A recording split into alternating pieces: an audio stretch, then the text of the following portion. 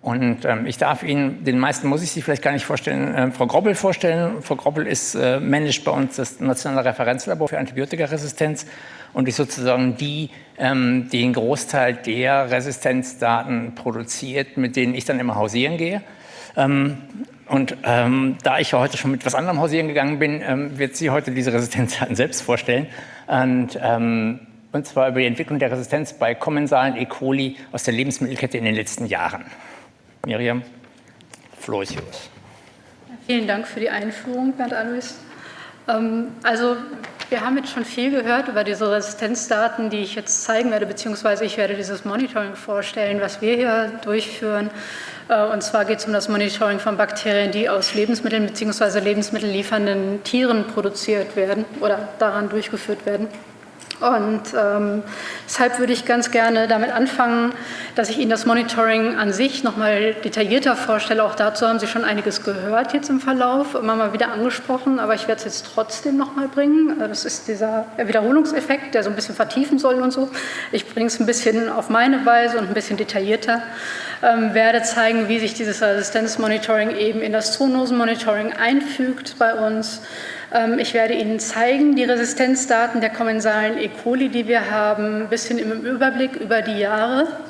Werde mich da beschränken auf die Darstellung einer Tierart, einer Nutzungsgruppe.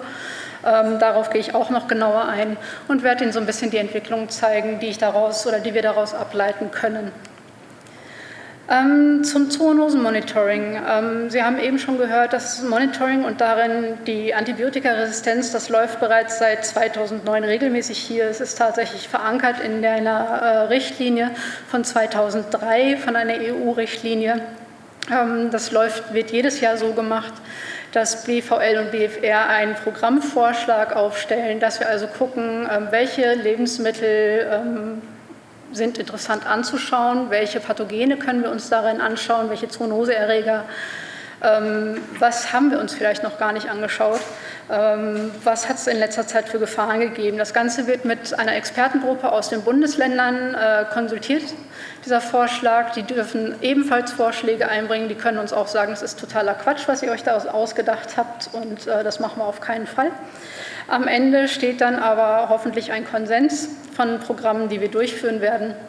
Und es entsteht der Zoonosen-Stichprobenplan, wo festgelegt wird, welche Erreger werden in dem Jahr angeguckt, aus welchen Tierarten werden die Proben gezogen, von welcher Stufe der Lebensmittelkette, welche Probenzahl wird da genommen. Das wird verteilt auf die Bundesländer, je nach entweder Tierbestand oder Bevölkerungsdichte.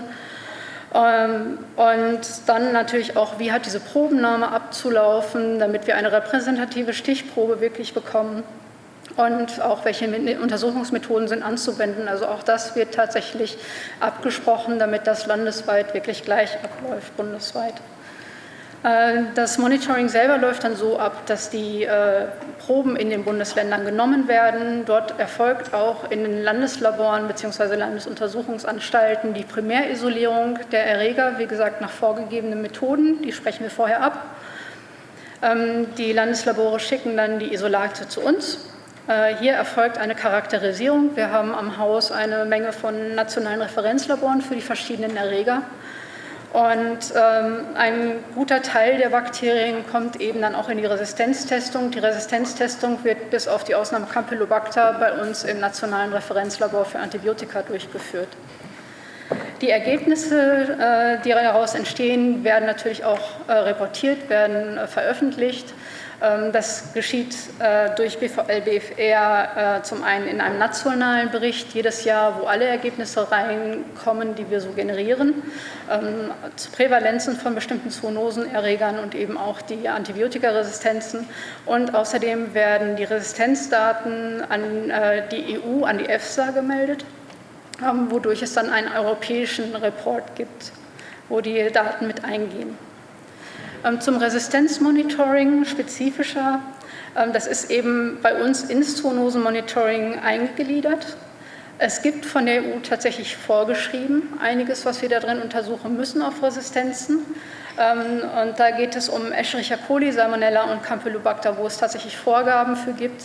Es gibt Durchführungsbeschlüsse, das wurde heute schon angesprochen, dass es den Durchführungsbeschluss bis letztes Jahr oder bis vorletztes Jahr, bis 2020 gab, den Durchführungsbeschluss 2013-652.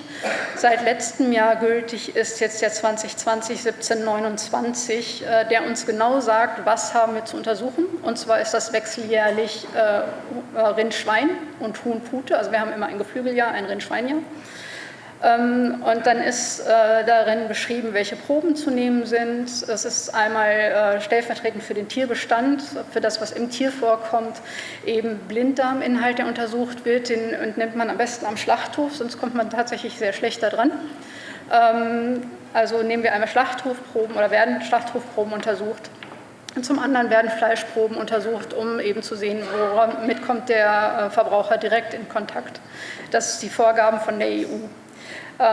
Dieses Fleisch wird genommen zum einen im Einzelhandel und seit 2021 jetzt in den EU-Vorschriften auch angegeben, dass wir das an Grenzkontrollstellen, dass da Proben gezogen werden, um zu schauen, was kommt von außen in die EU rein an Resistenzen. Jetzt ist das, wie gesagt, das Grundgerüst, was die EU uns vorgibt, was wir an Resistenzuntersuchungen zu machen haben. Wir machen aber tatsächlich viel mehr.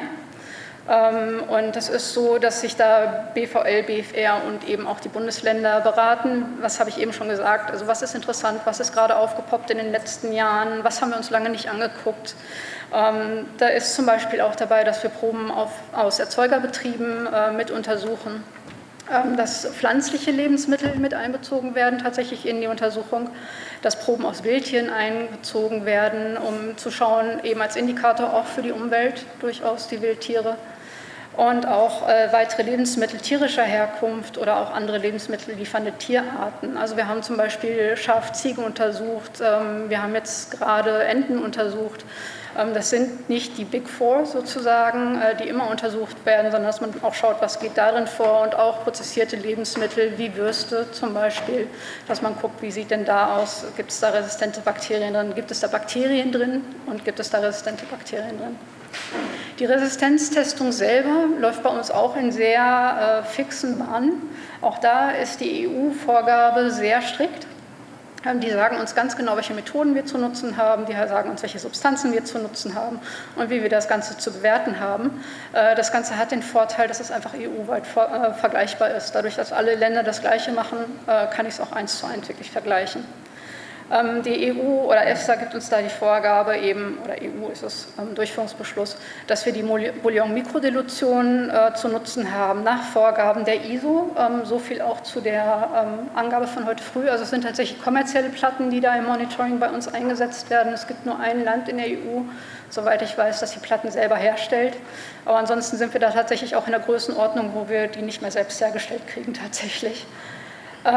Es werden die 14 Antibiotika getestet, seit letztem Jahr sogar 15 seit dem neuen Durchführungsbeschluss, die aber zu 10 Antibiotikafamilien gehören. Und wir haben da tatsächlich einen Fokus auch auf Antibiotika, die in der Humanmedizin nur eingesetzt werden, die werden zumindest mitgetestet. Auch wir testen Tetrazyklin, auch wenn es in der Humanmedizin nicht groß eingesetzt wird. Aber wir testen eben auch Carbapeneme, obwohl die in der Veterinärmedizin überhaupt nicht zugelassen sind. Wir testen das Tigecyclin, obwohl es nicht verwendet wird bei Tieren, einfach um zu sehen, wie ist die Situation in unseren Lebensmitteln, eben um die Sort Distribution, also kann über das Lebensmittel irgendwas zum Menschen kommen. Die Bewertung erfolgt das hat eben Herr Ten Hagen auch schon gesagt, nach Cut-off-Werten, nicht nach klinischen Breakpoints. Das heißt, wir gucken wirklich, ist es eine Bakterienpopulation ohne sichtbare Resistenzmechanismen, die phänotypisch auffallen? Oder eben sind es Bakterien, die resistent sind, also irgendeine Form in unserem Fall von Resistenzmechanismus offensichtlich aufweisen und von dieser Gaußschen Normalverteilung der Wildtypbakterien abweichen? Das ist eine Folie mit sehr, sehr vielen Informationen. Das ist tatsächlich auch der Großteil an Resistenzinformationen, die Sie von mir gezeigt bekommen hier. Wir haben eben die 4 Haupttierarten, die wir wechseljährlich beproben. Einmal Huhn-Pute, einmal Schwein-Rind. Wir haben das gleiche Panel. Hier sehen Sie nicht alle Substanzen, einfach weil wir zum Teil einfach keine Resistenzen haben. Dann kann ich es auch schlecht im Graph zeigen, das wäre eine Nulllinie. Genau, und wir haben hier aufgezeigt die Verteilung über die Jahre oder den Verlauf über die Jahre für sämtliche Substanzen, die wir so abtesten, zumindest eben für die 14. Also das Amikazin haben wir jetzt noch nicht mit reingenommen, das seit 2021 mit in der Testung ist. Was auffallend ist, ich habe hier den gleichen Maßstab angesetzt bei den Graphen. Die Graphen gehen also von 0 bis 100 beim Geflügel, genau wie bei Rindschwein. Und was auffallend ist, ist, dass erstmal bei den Geflügel insgesamt die Resistenzraten höher sind für einige Antibiotika als bei Rind und Schwein. Das ist so eine kleine Vorweg-Message oder kleine, ja, das haben wir ja auch immer wieder, dass das Geflügel eben als eine Quelle der Resistenzen für den Menschen auch angesehen wird. Und das ist tatsächlich auch so, dass da mehr Resistenzen vorkommen. Da werden eben auch teilweise mehr Antibiotika eingesetzt. Dann sehen Sie, wir haben bei fast allen Tierarten eben hohe Resistenzraten gegen Tetracyclin, Ampicillin. Das sind so die höchsten Raten, die wir haben. Bei Geflügel leider auch gegen die Fluokinolone, sehr hohe Resistenzraten. Bei Geflügel ist das tatsächlich ein Medikament, was noch recht häufig eingesetzt wird, einfach aus Mangel an Alternativen zur Behandlung.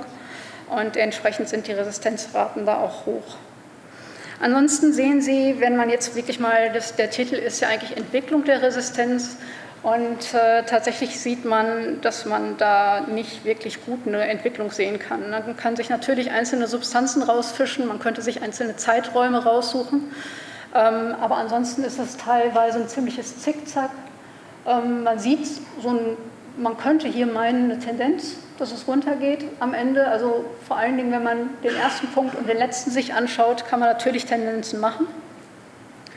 Und deshalb, weil das schwierig ist, sich einzelne Substanzen daraus zu picken, habe ich es jetzt einfach mal genommen, dass ich geschaut habe oder dass ich aufgezeigt habe, welche Bakterien weisen wir nach, wie ist der Prozentsatz an Bakterien, wo wir überhaupt keine Resistenzen finden. Weil vielleicht sieht man ja daran ganz gut die Entwicklung. Und da ist es tatsächlich so, dass man zumindest bei den Puten einen stetigen Anstieg sieht. Das könnte ja eine Tendenz sein.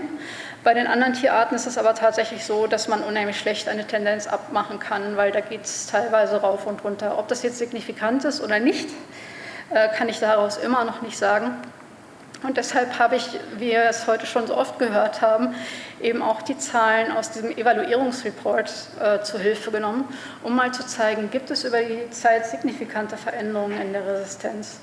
Und was ganz schön ist, also alles, was ich Ihnen gezeigt habe bis jetzt, waren Blinddarmwerte, und dies hier sind eben auch Blinddarmwerte oder von Kommensalen E. coli aus Blinddarm gewonnen, von den Masttierlinien. Und wir sehen hier viel Grün, und viel Grün heißt vom Zeitpunkt von dem ersten in der Validierung betrachteten Zeitpunkt bis zum letzten gab es eine signifikante Absenkung der Resistenzraten bzw. einen signifikanten Anstieg der komplett sensiblen Isolate, also eine signifikant positive Entwicklung.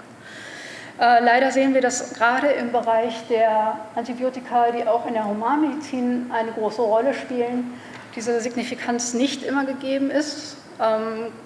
Wir haben schon gehört, die Antibiotika werden auch gar nicht so häufig eingesetzt in der Tiermast.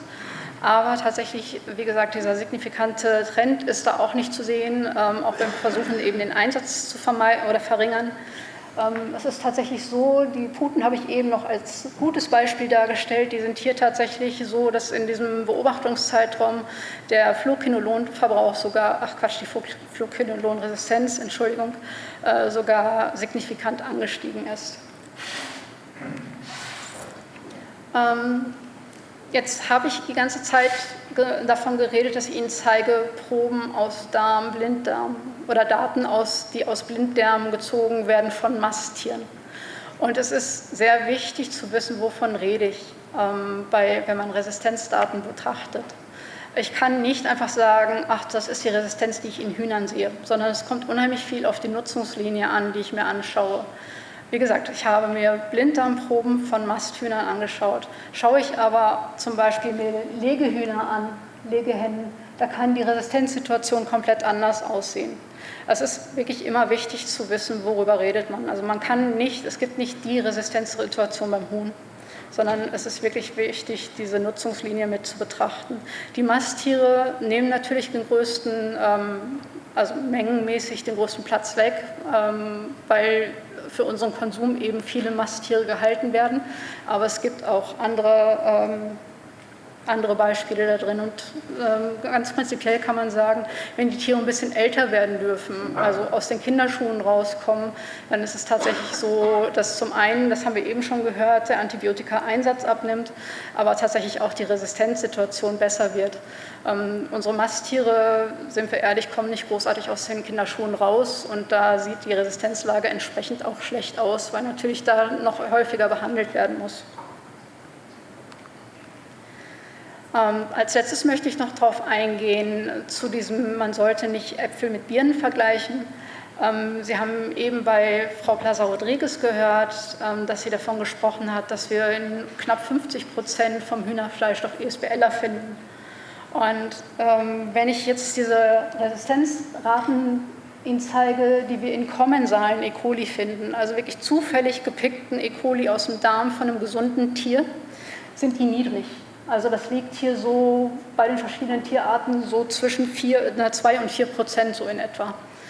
Und das liegt einfach daran, dass ich wirklich hingehe bei den Kommensalen, ich habe eine Platte mit E. coli, ich picke mir zufällig einen E. coli daraus und dass ich genau diesen resistenten E. coli erwische, ist eben zumindest mal hier eine Chance von 1 zu 20, 15, 20 und ansonsten übersehe ich ihn einfach.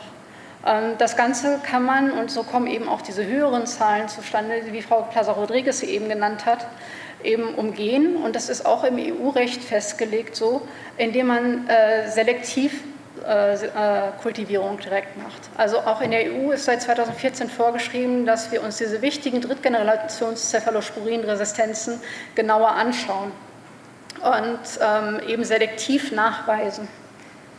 Und das heißt eben, ich habe ein Agar, in dem in diesem Fall Cefotaxim schon vorgelegt ist, in einer Dosis, die in der Klinik noch nicht als Resistenz gelten würde. Wir haben hier 1 Milligramm pro Liter drin. Das ist eine niedrige Dosis, aber immerhin zeigt es Resistenzen. Und wenn wir jetzt schauen, auf wie vielen der Proben wir tatsächlich da resistente Bakterien ziehen können, sieht man, dass der Anteil sehr, sehr, sehr viel höher ist. Und daher kommen die 50%, die Frau Plaza-Rodriguez eben vorgestellt hat, die eben zum Beispiel im Fleisch oder hier in diesem Fall eben wieder auf Blinddarmkot bezogen nachgewiesen werden können. Also auch da immer aufpassen, dass man nicht eben verschiedene Sachen miteinander vergleicht. So kommen verschiedene Zahlen zustande. Gut, zum Fazit aus dem Ganzen. Wir haben keine einheitliche Resistenzentwicklung, die ich Ihnen hier vorstellen kann in den Lebensmitteln. Also es geht viel rauf und runter, es ist unterschiedlich, was ich mir anschaue. Eine wirklich einheitliche Resistenzentwicklung gibt es tatsächlich nicht. Ich habe zwischen den Substanzen und zwischen den Tierarten zum Teil große Unterschiede. So ein kleiner positiver Punkt, den ich an meinen insgesamt Sensiblen gesehen habe, war, dass es da einen Anstieg in den Puten gibt. Der Anteil der insensiblen Isolate. Aber zum Glück gibt es ja diese Daten aus aus dem Evaluierungsbericht. Und da sieht man, dass es, wenn man so ins Kleine guckt und über den kompletten Zeitraum doch eine signifikante Verbesserung gibt für den Großteil der Substanzen. Aber man muss definitiv ein genaues Auge weiterhin werfen auf die Antibiotika mit kritischer Bedeutung für die Humanmedizin, weil gerade in dem Bereich wie gesagt, die Resistenzraten sind allgemein niedrig, außer man geht spezifisch rein. Aber die Verbesserung dort ist eben nicht deutlich bzw. nicht signifikant. So, und damit möchte ich Ihnen danken für die Aufmerksamkeit und ich freue mich auf die Fragen.